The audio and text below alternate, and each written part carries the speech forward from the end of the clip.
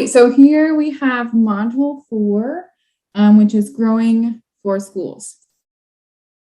So our learning objectives for this module is to talk about assessing our capacity for selling to schools, to explore some of our price points for selling to schools, understanding the infrastructure planning and food safety that comes with selling to schools, and then some of the best practices for planning to move your product from field to schools.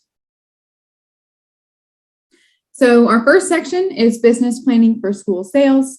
In this section, we will work to understand and become familiar with tools that can help us determine if the school price point works for the products we have identified for our school markets, and we will consider scale as it relates to school markets and production planning principles to ensure we have, a consistent supply to provide the school market. And we will talk about some basic food safety regulations and certifications that may apply to selling to schools. So at this point, you should maybe have an idea about whether or not school sales fit into your goal and farm plan, and maybe which products will work. We've learned over our modules about several factors that fits into the school menu.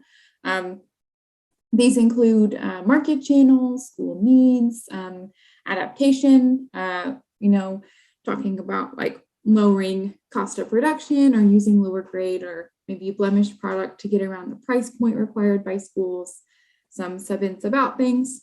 But in review, the marketing channels and selling to schools is direct to school, some intermediate markets such as food hubs and aggregators, some large national distributors, and USDA or Department of Defense fresh. And you can get a pretty good idea of the price of your product through kind of the bidding and solicitation process of these market channels, and even just talking to your buyers is a really nice place to start with our price points. So let's dig in a little further into how we can determine if the price that school districts can pay will work for our break-even price point. So the way to determine that, our break-even price point, is to understand the cost that go into a specific product. So we want to start with our fixed cost for our farm operation.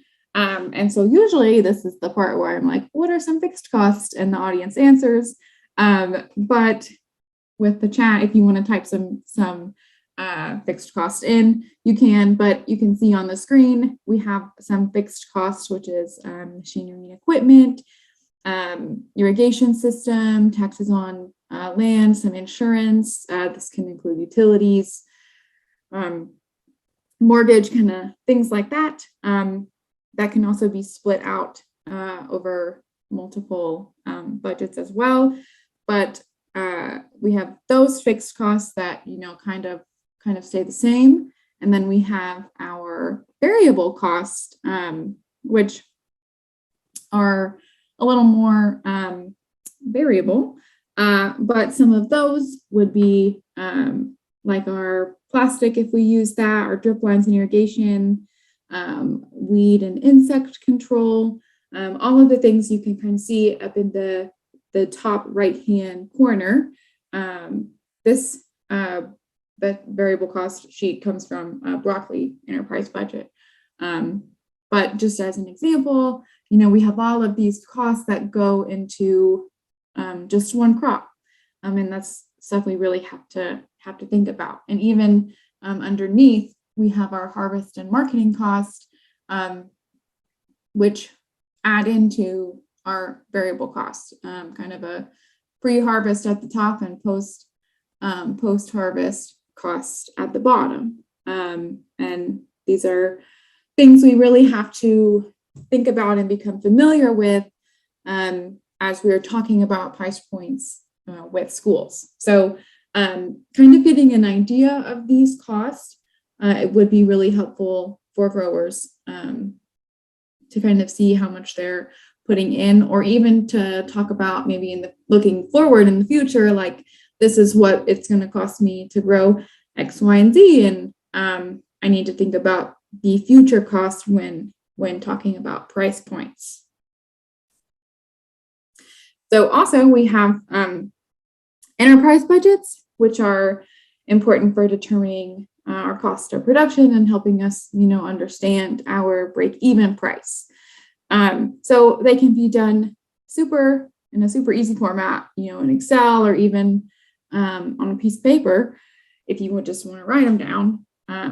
But it's important for you to have an understanding of the cost, including labor. So let's not forget about, paying ourselves. But we need to have an understanding of our cost of, our enterprise and the products we're wanting to sell to schools, because we can't not have cash to put back into, our crop next year. And selling to schools is a lot about, the involvement in the community and, serving our schools, but you do have to come back with some profit, because you won't be able to keep farming or to put money into your business next year if you're not making anything. So just kind of to really think about that. And it's also important to know that schools might be willing to work with producers to find ways to bring the cost of production down.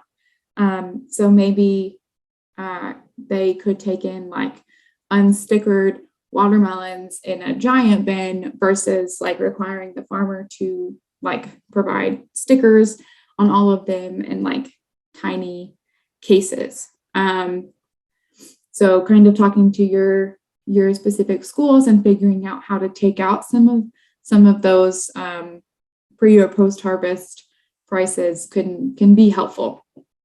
I do want to put a little plug in for the Center for Crop Diversification. They have a lot of really great enterprise budgets for vegetables and melons on their website, which we could send out in the chat at the end, but they have a lot of interactive. You can type in different prices and quantities in there too, a completely like editable form, and play around with that and see what your break-even price is. And then there's also a webinar that I did with the Kentucky Horticulture Council on how to use enterprise budgets. I think that was maybe like 2 falls ago now. But that's also on their website. So those are really some great resources to use to further think about that. But there are some other free online cost calculators that you can use to develop a budget and kind of analyze your cost for specific products. This PowerPoint has a few linked. We have like the Oklahoma Farm to School Produce Calculator and the Veggie Compass. I also linked the Oklahoma Direct Delivery Cost Calculator, which takes in mileage and different stops that you make along your trip to kind of, and compares that to how much you're getting from your product. Compares that to the cost of fuel and different costs related to, personal vehicle transport, and can give you all, a nice idea of what it's like to deliver product to schools if you're thinking about that, not already doing it. Sometimes we don't always include like the cost of going to the market, whether it's the farmer's market or CSA delivery. People don't always include that cost, but it is a real cost and like should be included. So there's some really good resources out there for producers to take advantage of. So now we'll talk just for a second about return on investment. If you have a significant investment in infrastructure that would be required to move your product into a school market, you should really think about your return on investment. Sometimes we purchase like large walk-in coolers or freezers or additional packing shed equipment that like maybe we didn't already have. When planning on scaling up the volume of our farm production, we need to understand like how those additional costs, while they're not in our like enterprise budgets or in our field cost budgets, they're another cost that comes at a price. So we want to think about like how the price we get from schools can help cover additional equipment costs needed. There are some like grant options to cover things like this. I don't have those listed on this slide, but there is some financing available. So if you're interested in that, you could do some digging on those things. We have a short little producer spotlight. I think the volume is a little fuzzy on it, so we'll see how it goes. But this is Katrina, and she talks about pricing strategy, and it's like 2 minutes long, so a little short.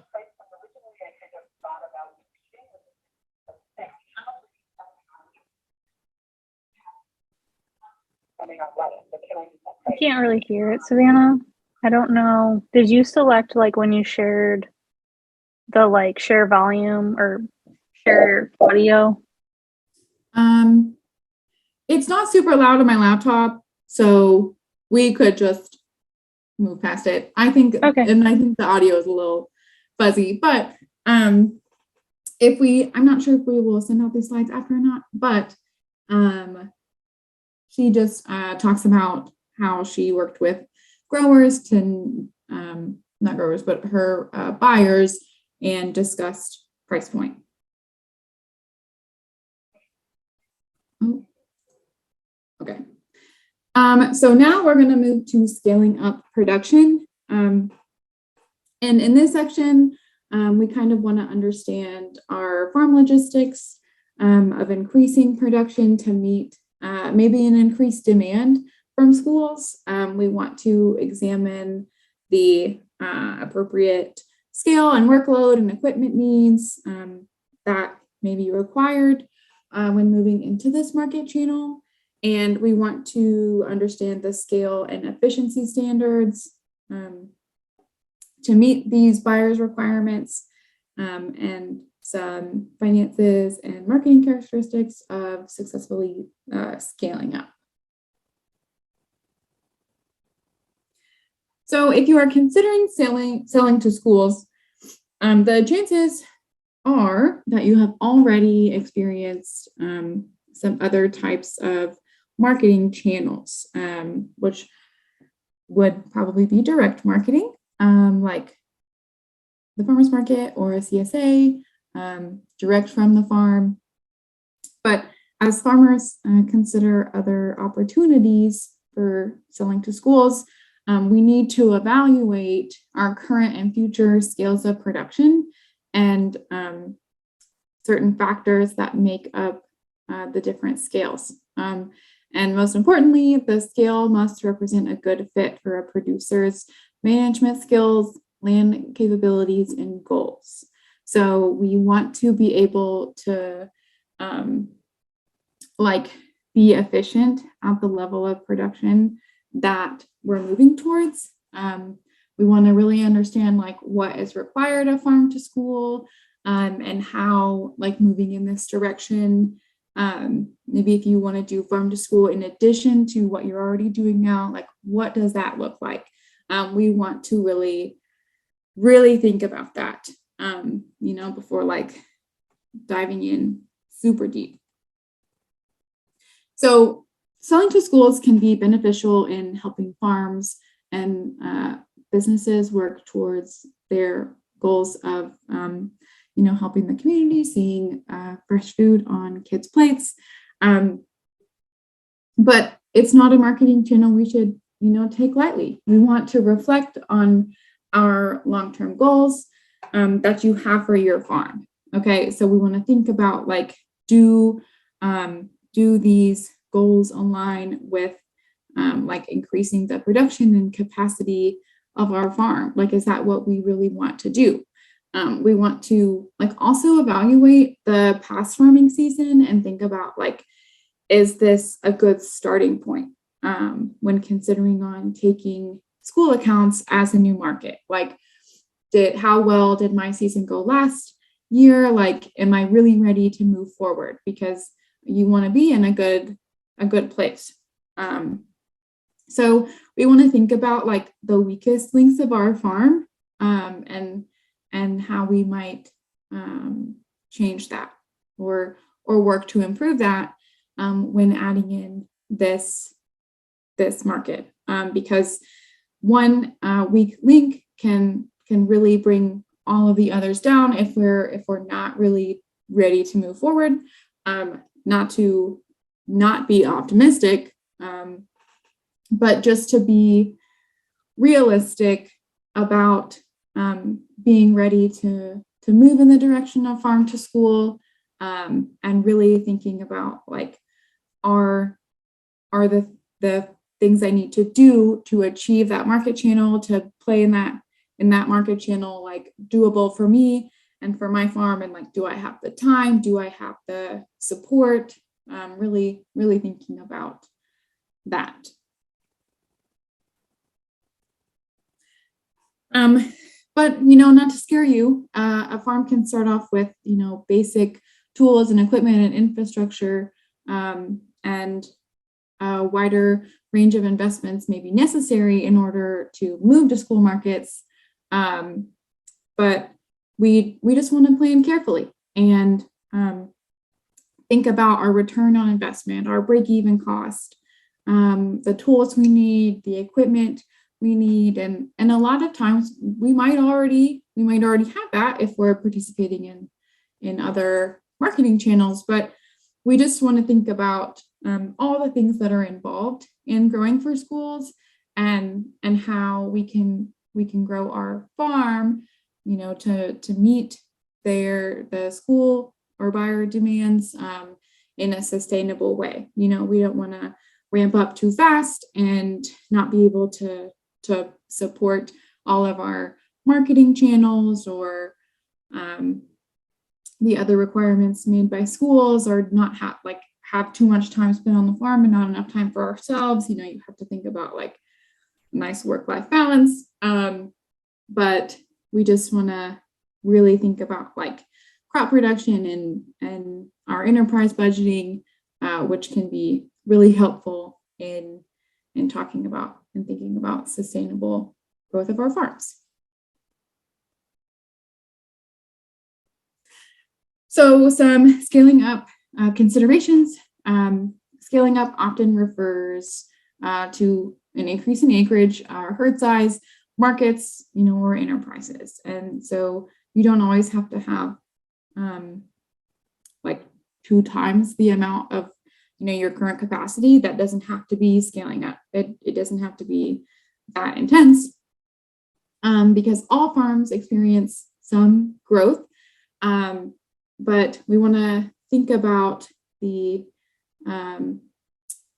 like speed at which we grow, because slow growth is generally less painful than rapid growth. We don't want to grow too fast and then not be able to keep up.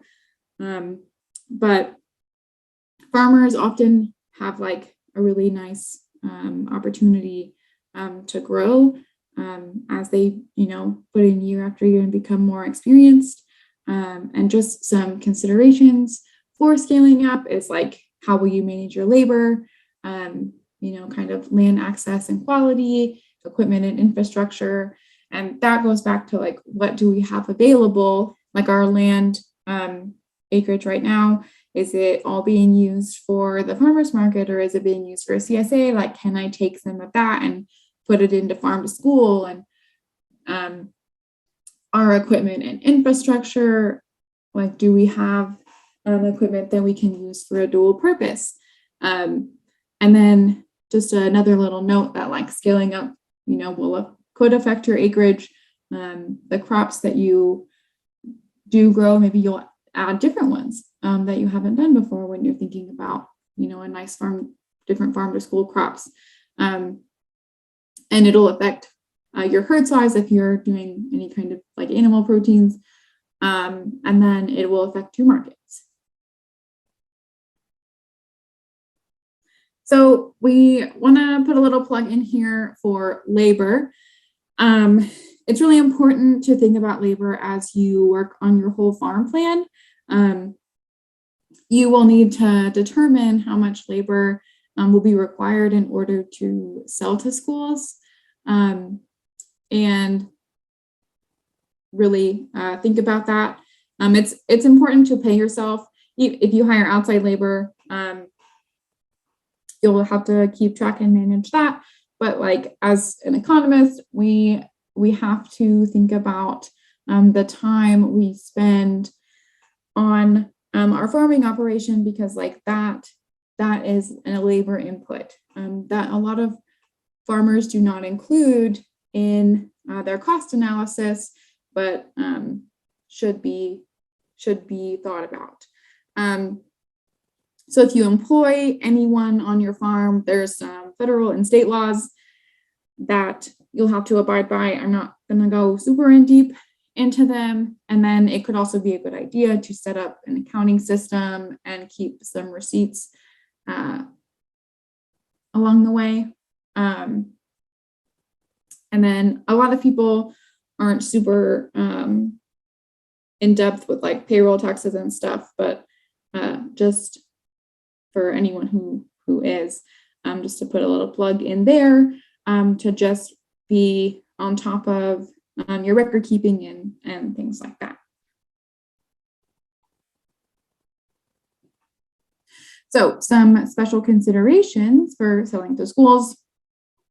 We want to think about focusing on capacity, consistency, and infrastructure.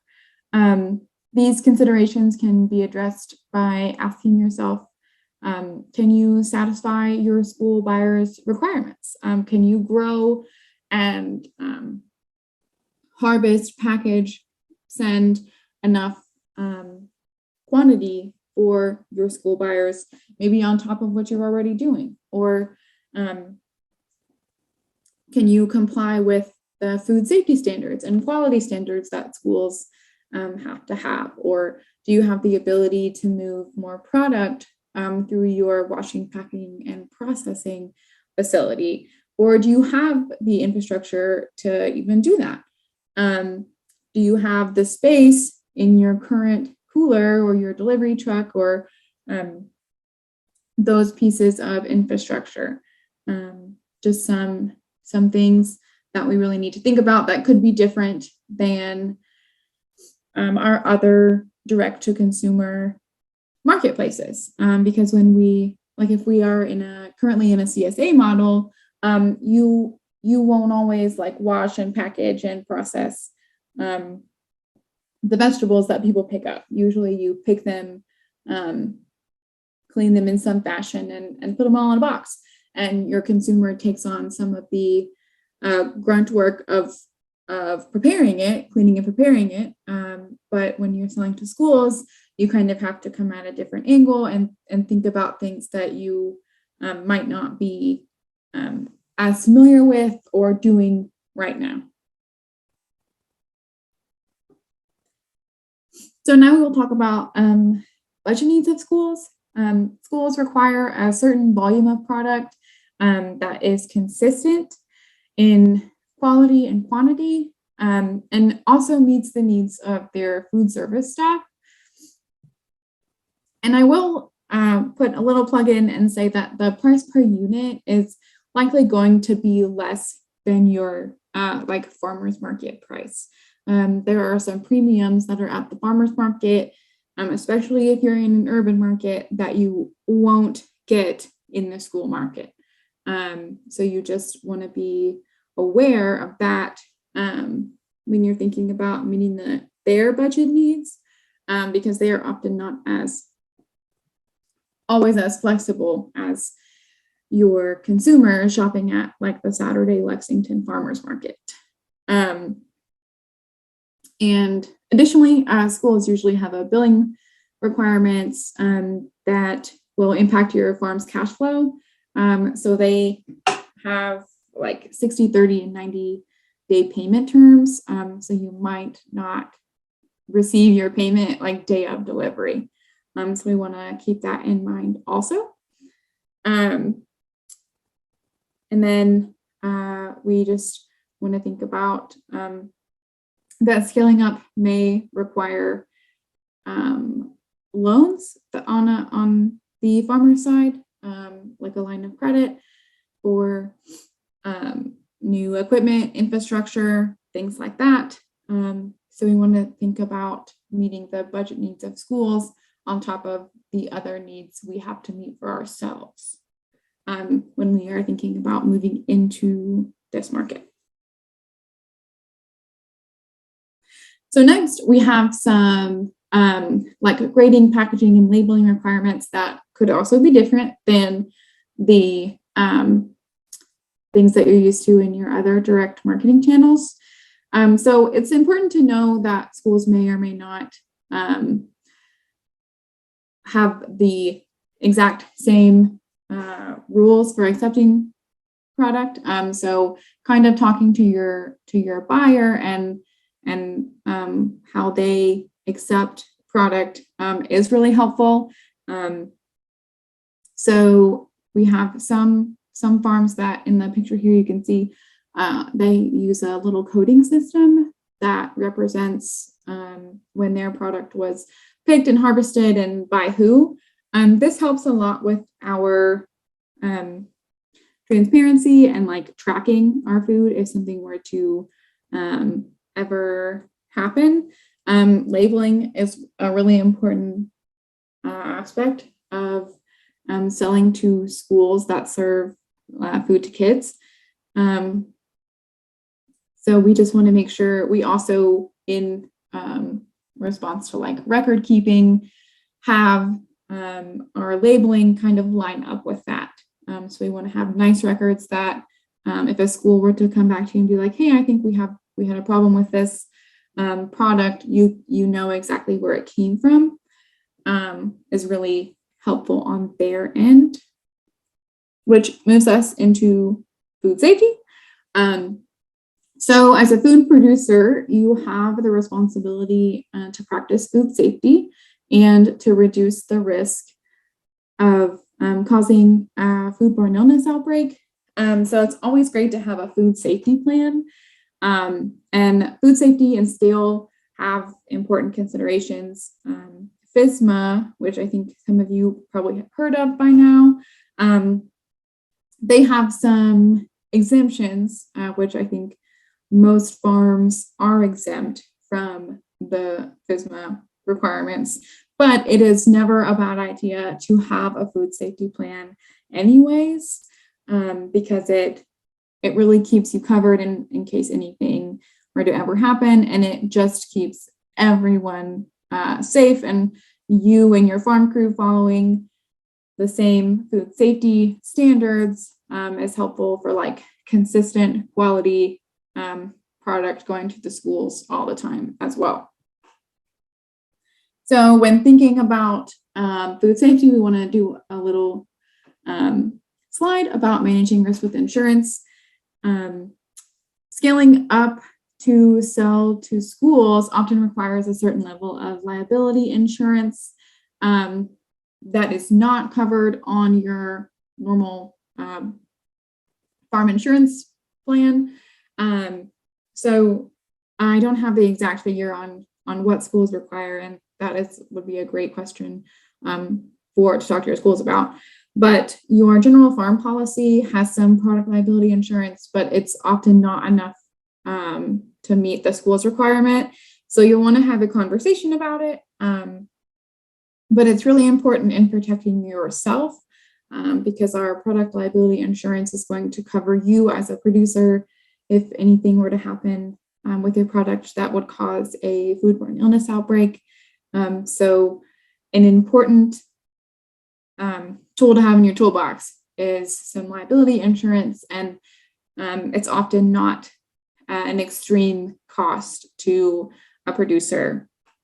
But if you want some more information about product liability insurance, I have this little publication on liability insurance for restaurants, groceries, and it's not specifically about farm to school, but restaurants, grocers, schools kind of all fit into the same level of product liability insurance. So it could be a good resource for you to check out if you're interested.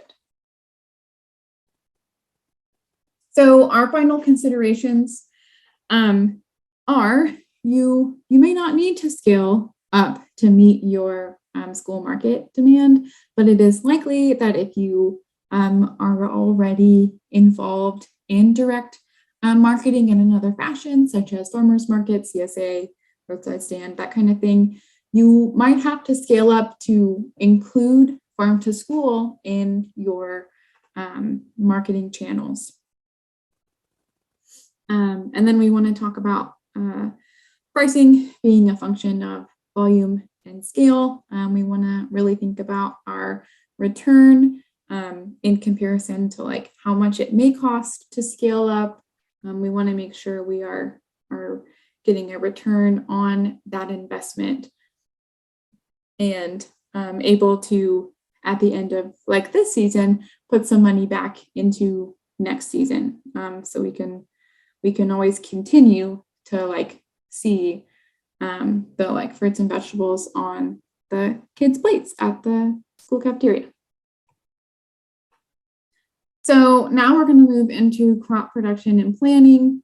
Planning is important to meet the consistency and quality requirements of schools. You really like need to know how much it costs to do like each step of your process. So that's like a big part of planning is kind of thinking through that because you want to think about pre-harvest cost, post-harvest cost, and then getting our product to the marketplace. Crop planning is just another tool to make sure that our dollars and cents line up and that we can meet the obligations set out in like our agreement with our farm to schools. So let's do a little planting plan. So crop planting is going to be based on harvest needs. So we want to think about like what we are planting based on like what we want throughout the season. We want to determine our demand and work back from harvest to planting. So you want to think like, is the product required weekly, monthly, or annually? And how much is kind of being required. And then to think about like, if you're doing multiple market channels, how much do I need for each channel? What is our production goal? Harvest targets, things like that. There's a really good planting interactive tool called Johnny Seed Calculator that can take you through planning your plant schedule if you want to check that out. So we all know that like crop planting is not a perfect world. We want to factor in the fact that we will probably have some crop loss and things like that. So we want to factor in crop loss as a percentage so that you plant enough and don't turn up short. We want to base maybe our loss percentage based on our last season. That could be a helpful place to start, which is another great reason to like keep records. So we could know little things like that. We want to determine our harvest window. We want to consider a crop succession plan to make harvest overlap throughout the season, so that we continuously have something to provide our marketing channels. We want to plan to have crops come in 1 or 2 weeks before the target harvest date, in case we have some weather issues and things like that, just to kind of cover ourselves and allow some room for error, because it's always going to be there. And then we want to plan for product that will also be harvestable 1 to 2 weeks after the target window date, just in case weather works in the opposite way and were to like warm up and cause the crop to grow more mature faster. And Johnny's seed calculator that I had mentioned on the last slide has some helpful harvest windows and dates that could be helpful when thinking about crop succession. So we're going to talk about record keeping because it's really worth mentioning here that like farmers must have a good idea of how much it costs to like grow, harvest, pack, and ship, or drive is a better term, each product we want to sell to our schools and to all of our market channels, in general. So like the generic enterprise budgets that we talked about at the beginning can give you some guidance, but there's not a replacement really for like your own actual history. The enterprise budgets from the Center for Crop Diversification will have average cost based on like a Kentucky input survey that they did in 2017, but those costs may differ from like what you're actually spending on insect control or like drip tape, things like that. So keeping records is super helpful. And then we want to remember that good communication with schools can help you keep these input, production, and transport costs lower for other markets. And then we want to have a history of measuring like all of our efforts and recording the measurements in an accessible database, whatever is easiest for you, if that's printed pages or an Excel sheet that you can type in on your phone, something that you will actually use. But it really just helps us give an idea of what worked this season, what we might want to change for next season, our cost, things that we can improve upon or change, is a really helpful tool of record keeping. So next we'll move into animal protein production planning. We're going to talk about school needs for meat and egg production, understanding livestock planning based on demand and yield projections, and then talking about some scheduling for like sustained delivery and profitability. So we want to talk about like how our livestock products fit on the school plate. So just talking about, I just said this, but like understanding the livestock planning based on demand, yield projections, and production goals.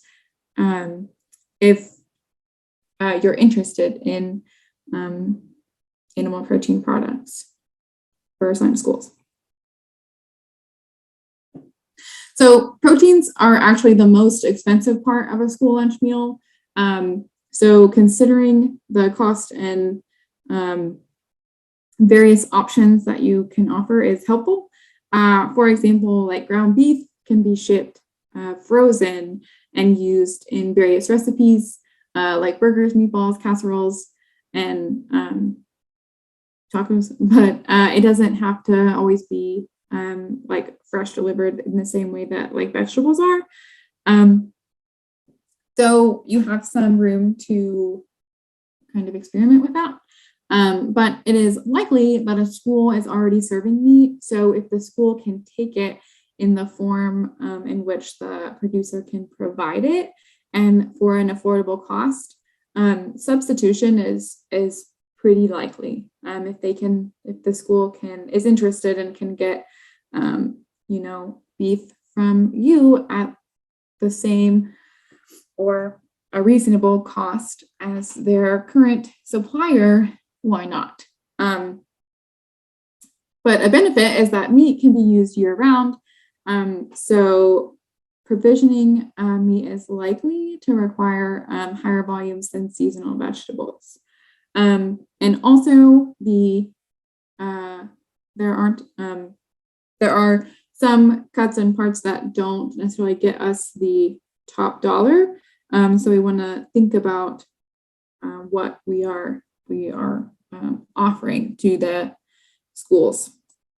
And also schools can purchase whole beef and sometimes are able to work some of that in their menu. So we want to think about, different opportunities that we can present our buyers. So I'm not going to play this producer spotlight because it's a little long, but this beet paw meats have a super interesting perspective on selling to schools, and they talk about their biggest challenges and the strategies they use to sell beef year-round.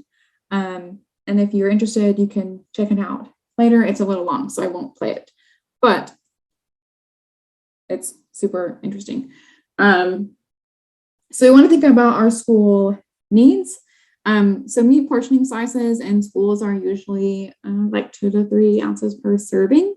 A school serving like 100 students would need approximately like 12 and a half or 18 pounds of meat per meal.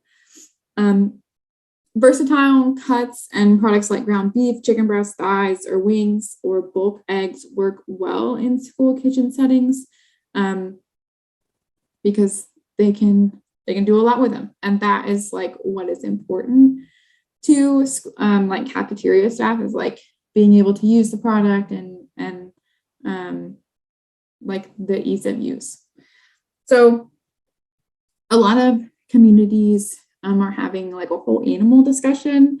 UK, the University of Kentucky's Food Connection Kitchen does some big like whole animal projects, but it is important to like talk to your buyer about the idea of whole animal products, because they could be used as an opportunity.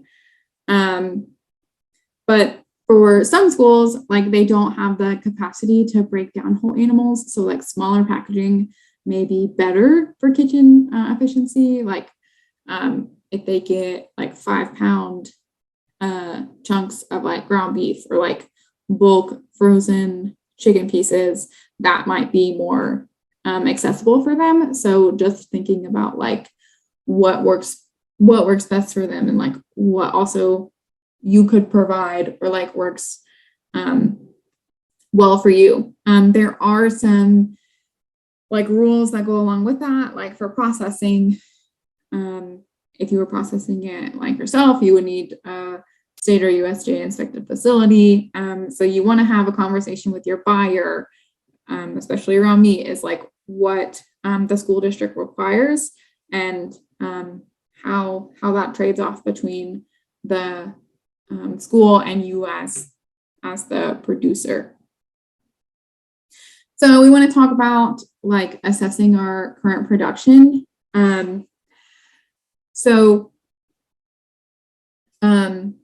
If we are currently like selling animal proteins at the farmer's market or a CSA, we can take some of that knowledge and think about like,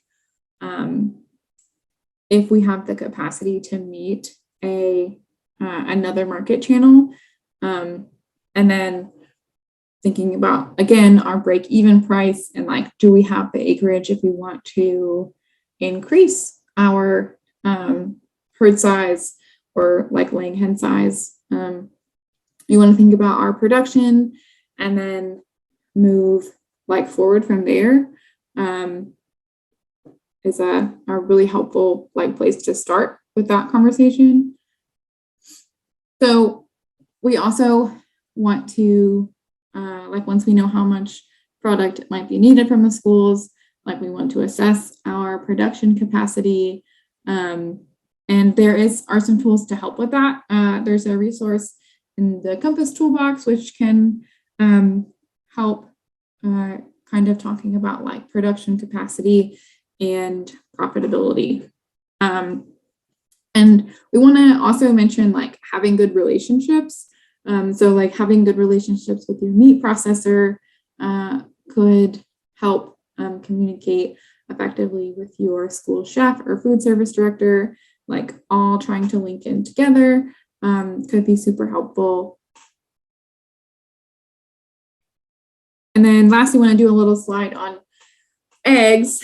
So if maybe you already have some poultry going on, schools use eggs, and if you can provide them, you may be able to like add farm to school as a marketing channel for your eggs. Most schools use liquid eggs or like have an outside processor for their egg products. So switching to local eggs could take a significant process shift. So we want to talk to our food buyers about that, about, if they move to buying local eggs, like how does that affect their kitchen staff? Because that is an important conversation to have. We also want to think about like how much product the school needs each week, and if we have the capacity to deliver or scale up in that way for production. Just like we think about with all of our other crops, like do we have the capacity to meet their needs? So next we will talk about school food safety standards and how to determine the food safety requirements and like assessing our food safety next steps. So I have these two little videos that I'm unsure of their volume quality, so I will not play them. But these videos kind of talk about like in order to make money selling to schools, you have to know precisely how much it costs you to do like each step of your process, and how it all kind of lines up with like food safety requirements and the additional things that come with food safety. So if you're interested, they're on YouTube, and if you're interested in watching them, you can. But there are specific school food safety requirements that farmers must comply with. And it's helpful to have another conversation with your buyer, about these kind of things so that you are all on the same page. We are talking about like production in Kentucky, but the school food safety standards vary as we like move across the United States. So having like local conversations is helpful. And I will talk a little bit about that. And then some different distributors, it might have different food safety requirements. So I put this slide in here to kind of think about that, because, when we're selling at the farmer's market or a CSA, we don't have the same level of like food safety requirements that we do when we sell to schools or other distributors like a grocery store or a restaurant. So we may be like required to be GAP certified or things like that. So we have to think about that when we are thinking about growing for schools. So there's a lot of food safety terms out there, and it can be confusing. So, and like everyone gets these terms confused. So like it can be overwhelming. But we are going to just talk about these three and kind of how they relate. So on the right, we have the Food Safety Modernization Act, which is the produce safety rule that is a federal food safety law that applies to produce farmers. But it does have an exemption for small size farms, which is like income of like $25,000. So if you're under that, then you're completely exempt. And then if you're between the next two levels, you have some laws that are required of you. But even though you may be exempt from the Food Safety Modernization Act, it does not mean that like you shouldn't have a food safety plan, because those are critical when selling to larger entities like schools, or if you were to ever move into like the grocery store world or things like that. And then in the middle, we have GAP certification, which stands for Good Agricultural Practices. And this is a voluntary certification that some school buyers may require you to have. So like most people that sell at the farmers market are not GAP certified. But many larger entities require GAP certification. And there is some assistance with GAP. I'll talk about that in a few slides. So not to be like scary, but it's a very common thing to be required for some farms. So lastly, we have hazard analysis critical control point. And that mainly applies to food processors, which includes meat processing. So if you do any kind of processing, the HACCP training and certification will apply to you. So again, we want to have a food safety plan. As a producer, you have the responsibility to like practice food safety and to reduce the risk of causing a foodborne illness outbreak. So we want to know the FSMA minimum standards and exemptions when we're thinking about scaling up. And then just know that there are people who can help you develop a food safety plan. So in the bottom here, I have a little flyer for the hazard analysis critical control points. This training did happen in January, but the College of Ag's Food Innovation Center offers some of these food safety trainings frequently throughout the year. They just had this training. The Food Systems Innovation Center also has some produce safety role trainings that are actually free for a producer to go through. So there are, people out there that can really help you with this stuff if you're feeling a little like unsure or lost. And there's also your county extension agents. The Produce Safety Alliance does the grower training course offered by UK, which is the one that I just talked about. We have our folks at the Kentucky Department of Agriculture and the Ag Marketing Services GAP Auditor List. Those are all super helpful places to get information about food safety. So in regards to meat, most meat producers will take their product to a processor, and it's important to understand the differences between state and USDA inspected facilities and what your school district requires, whether it's a USDA or state inspected facility. The USDA inspected facilities are fewer and further between and can be more expensive. So we just want to think about that again when we're thinking about our cost. And then I have here on the left-hand side of the screen the some of the people that work with food safety regarding meat.